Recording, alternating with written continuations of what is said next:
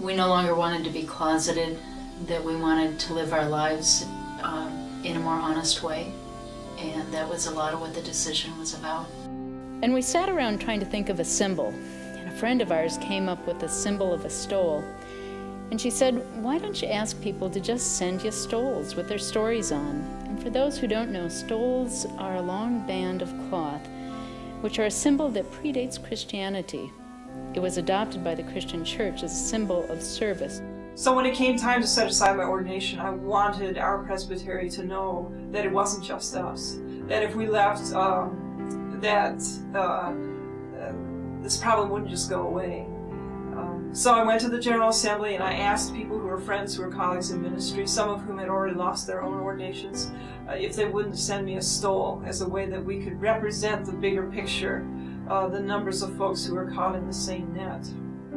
And I was really hoping we'd get a couple of dozen stoles to make the point, you know. 6 weeks later, we were overwhelmed because we had received 80 stoles. On the day that I was to set aside my ordination, we hung these 80 stoles up in the church in Kansas City where the presbytery was meeting. And then, when it came time for me to make my statement, Tammy and I both stood up together. And I wore the stole that my parents and sister had given me on the day that I was ordained. And after I had said my piece, I took that stole off and just set it down with the others and left. And it was a very symbolic leaving. It was walking away from everything I had ever believed that I would do for the rest of my life. Everything that I was so committed to. And it was over that quick.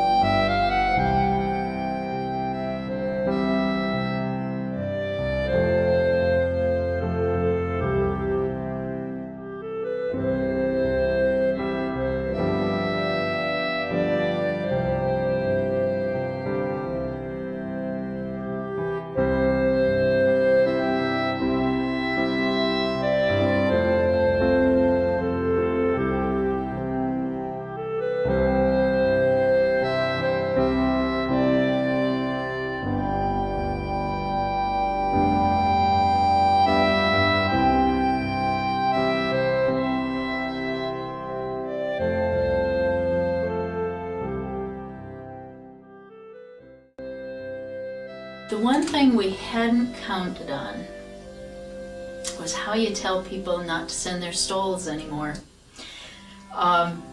Because we saw that as a one-time event, and that we would send back the stoles and that, thank you very much, it was a wonderful statement, and have a good life. Well, the stoles kept coming. And suddenly we had 200 of them in our house. Now this was a very small house, so they were everywhere. And they kept coming, and the mailbox would be stuffed with them. And we'd have letters with them, more letters, 5- and 6- and 7-page letters with people's stories practically from the day they were born. Often from people who said they had never come out to anyone before and no one else knew. So in early 1996, we went to thrift stores and bought suitcases for $5 a piece and packed up those 200 stoles and took them to Rochester, New York for a meeting of Presbyterians for Lesbian and Gay Concerns. It was meeting in a large old church in downtown Rochester. We hung the 200 stoles up on the balcony and around the edges of the church and said, look what has happened. And people, I think, were as overwhelmed as we were by that. And clearly it captured people's imaginations, because 7 weeks later, after that meeting, we had 350 stoles. Then we took them to the General Assembly of our Presbyterian Church. We had no display space, so we asked people to be our display space for us. We put them on people's backs, and they wore them all week to restaurants and meetings and on the floor of the assembly, in choir, everywhere. People were wearing these stoles and telling these stories. Holding these stoles in our hands was like holding a person's life. And we were aware of holding something sacred, something holy. We have been entrusted with this. And then, as a result, felt called to treat this as the sacred thing that it was, to share it with the church, to treat these people's lives and their stories with the utmost respect and tell their stories to the world.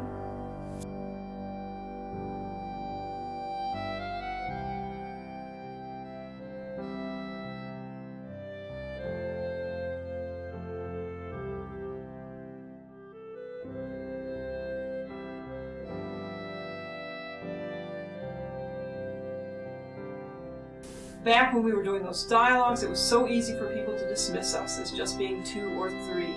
Now we take this display somewhere and people can say, no, this is not just 2 or 3. This is hundreds and hundreds and hundreds of people and their families who are deeply affected by these issues.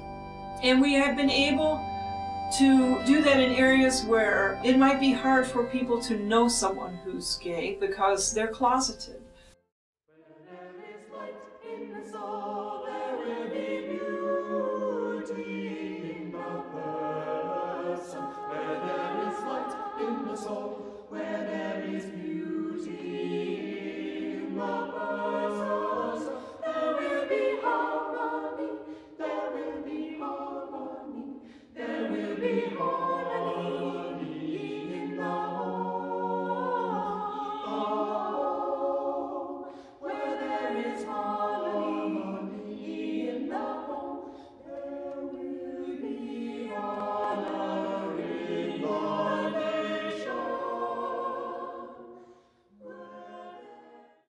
Anonymous minister.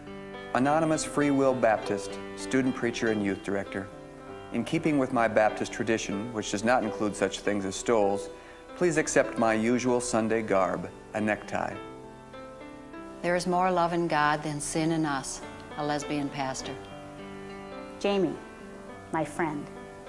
Porque Dios me amó primero, solo quiero ser fiel a Él y a la iglesia que Él me llamó a servir.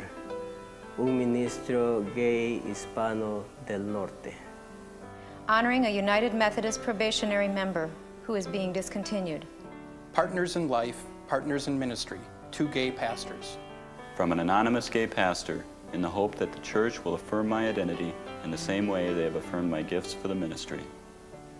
Anonymous pastor in the Evangelical Lutheran Church in America, in celebration of the 19th anniversary of my ordination.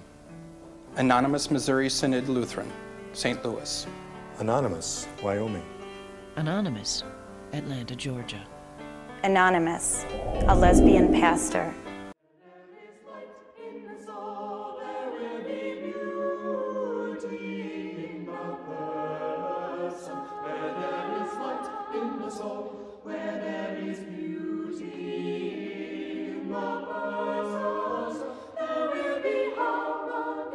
There will be harmony, there will be harmony.